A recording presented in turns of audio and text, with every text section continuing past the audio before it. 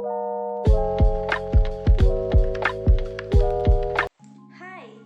saya Afra Gemma Suendra dengan NIM 2018-12007 dari jurusan Akuntansi Universitas Katolik Widya Karya Malang.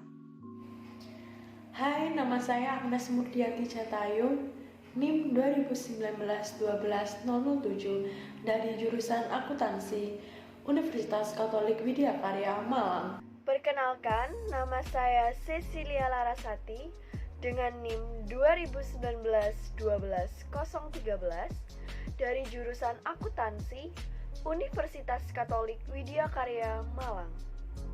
Hai semua, perkenalkan nama saya Genoveva Pamela dengan NIM 2019-12-020 dari jurusan Akuntansi Universitas Katolik Widya Karya Malang.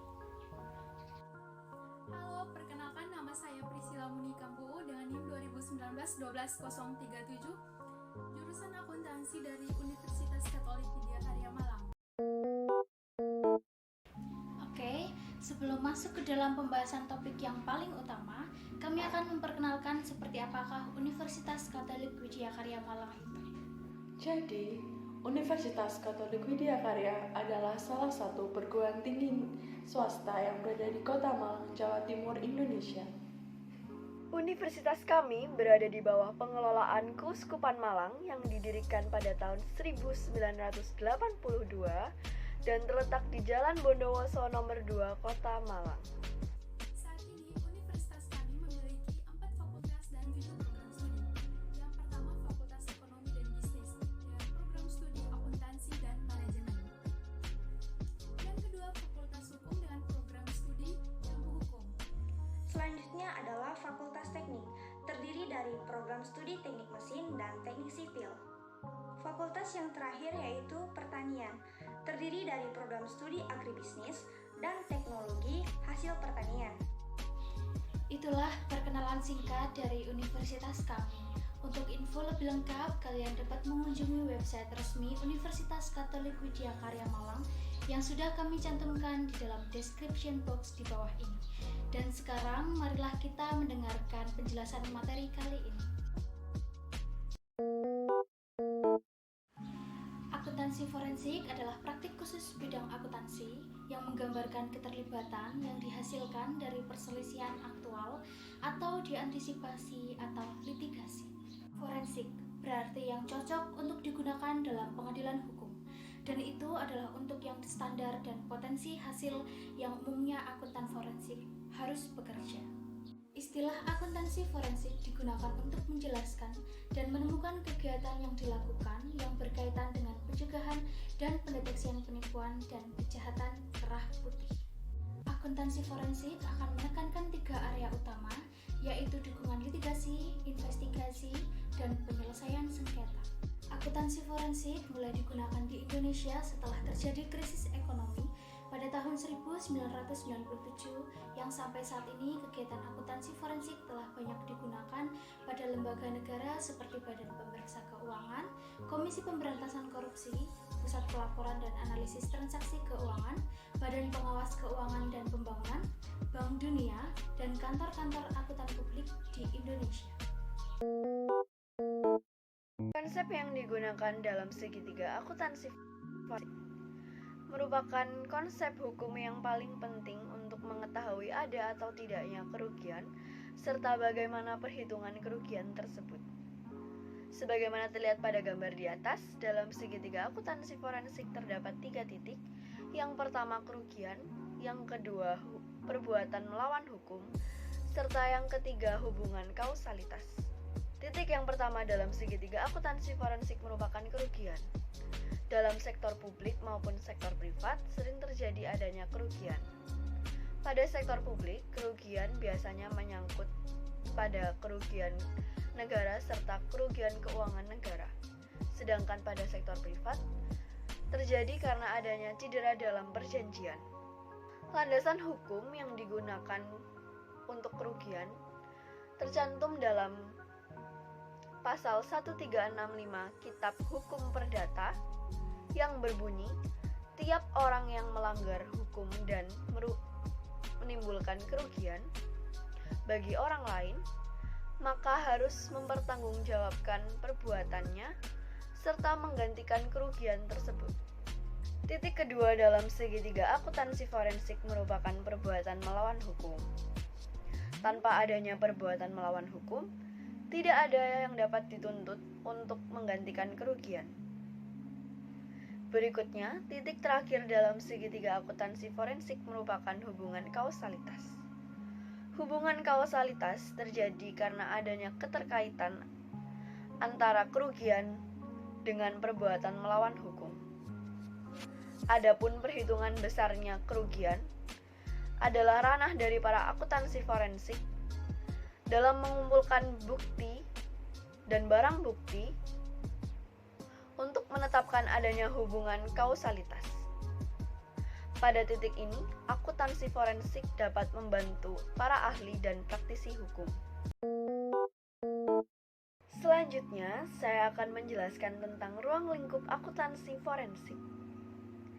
Ruang lingkup akuntansi forensik dapat digunakan pada dua sektor, yaitu sektor publik dan sektor privat. Kedua sektor ini sama-sama menimbulkan kerugian. Pada sektor publik, kerugiannya menyangkut tentang keuangan negara, sedangkan pada sektor privat, kerugiannya ditimbulkan karena adanya pelanggaran perjanjian. Berikut ini perbedaan dari sektor privat dan sektor publik dari segi landasan penugasan, ada tidaknya imbalan, hukum, ukuran, keberhasilan, pembuktian, teknik audit investigatif, dan akuntansi. Dalam urusan pengadilan, akuntan forensik memiliki tugas memberikan pendapatnya mengenai hukum, tetapi mereka juga dapat berperan di luar pengadilan, seperti pada perumusan alternatif dalam menyelesaikan perkara di sebuah sengketa, perhitungan dampak dari pelanggaran kontrak, atau perhitungan ganti rugi dari sebuah perkara. Ada dua bagian akuntansi forensik, yaitu penyelidikan dan litigasi. Jasa penyelidikan biasanya bertugas dalam memeriksa penipuan atau auditor penipuan. Akuntan penyelidik menguasai ilmu-ilmu yang berhubungan dengan pendeteksian, pencegahan, pengadilan, penipuan, dan misinterpretasi. Sedangkan jasa litigasi berperan dalam pemeriksaan penipuan dan jasa akuntansi forensik untuk memecahkan permasalahan valuasi seperti dalam kasus perceraian rumah tangga. Tim audit perlu mengikuti pelatihan serta pentingnya prosedur akuntansi forensik dalam proses audit. Selain itu juga dibutuhkan spesialis forensik untuk memecahkan masalah. Perkembangan akuntansi forensik di Indonesia cukup maju, namun jika dibandingkan dengan beberapa negara lain, maka Indonesia masih dibilang tertinggal. Australia saat ini sedang menyusun standar akuntansi forensik, sementara Kanada dan Amerika Serikat sudah memiliki standar yang baku. Sedangkan Indonesia sama sekali belum memiliki standar yang memadai. Sejauh ini, belum banyak kasus-kasus korupsi terkuak berkat kemampuan akuntansi forensik. Namun, akuntansi forensik merupakan suatu pengembangan disiplin ilmu akuntansi yang masih tergolong muda dan memiliki prospek yang sangat bagus dalam pemecahan tindak pidana korupsi di Indonesia. Dari segi peminat, menurut Ketua Umum Ikatan Akuntan Indonesia atau IAI, Ahmadi, masih jarang akuntan Indonesia yang mendalami bidang yang satu ini. Tak semua kantor akuntan publik membidangi forensik. Yang perlu disayangkan, asosiasi profesi akuntan ini belum melirik forensik sebagai bagian penting dari akuntansi. Dia belum melihat ini sebagai isu yang mendesak untuk diberi perhatian khusus. Bahkan, Ahmadi sendiri kurang berminat mengambil spesialis ini. Alasannya apalagi kalau bukan ceruk pasar yang masih minim. Saya sendiri tak punya kemampuan di situ, dan saat ini saya tidak punya keinginan untuk mempelajari bidang ini. Belum banyak pasarnya, celetuknya terus terang. Ahmadi sehari-hari buka praktek di kantor akuntan publik KPMG Hadibroto. James 2008 menggunakan 9 item kompetisi keahlian akuntansi forensik. Yang pertama, analisis deduktif. Kemampuan untuk menganalisis kejanggalan yang terjadi dalam laporan keuangan, yakni kejadian yang tidak sesuai dengan kondisi yang wajar. Yang kedua, pemikiran yang kritis. Kemampuan untuk membedakan antara opini dan fakta. Yang ketiga, pemecahan masalah yang tidak terstruktur. Kemampuan untuk melakukan pendekatan terhadap masing-masing situasi, khususnya situasi yang tidak wajar, melalui pendekatan yang tidak terstruktur. Yang keempat, fleksibilitas pendidikan. Kemampuan untuk melakukan audit di luar ketentuan atau prosedur yang berlaku. Yang kelima, keahlian analitik. Kemampuan untuk memeriksa apa yang seharusnya ada, yang seharusnya tersedia, bukan apa yang telah ada, yang telah tersedia. Yang keenam, komunikasi lisan. Kemampuan untuk berkomunikasi secara efektif, secara lisan melalui kesaksian ahli dan penjelasan umum terhadap dasar-dasar opini. Yang ketujuh, komunikasi tertulis. Kemampuan untuk berkomunikasi secara efektif dengan tulisan melalui laporan, bagan, jadwal, gambar tentang dasar-dasar opini. Yang kedelapan, pengetahuan tentang hukum. Kemampuan untuk memahami proses-proses hukum dasar dan isu-isu terhadap ketentuan bukti. Dan yang terakhir, komposure. Kemampuan untuk menjaga sikap untuk tetap tenang meskipun dalam situasi yang tertekan. Kecurangan adalah berbagai macam cara kecerdikan manusia yang direncanakan dan dilakukan secara individual maupun berkelompok untuk memperoleh manfaat atau keuntungan dari pihak lain dengan cara yang tidak benar sehingga menimbulkan kerugian bagi pihak lain. Dengan kata lain, kecurangan adalah penipuan yang disengaja yang dimaksudkan untuk mengambil aset atau hak orang lain. Faktor pertama yang memicu terjadinya fraud dalam perusahaan adalah tekanan yang dihadapi oleh pelaku tersebut.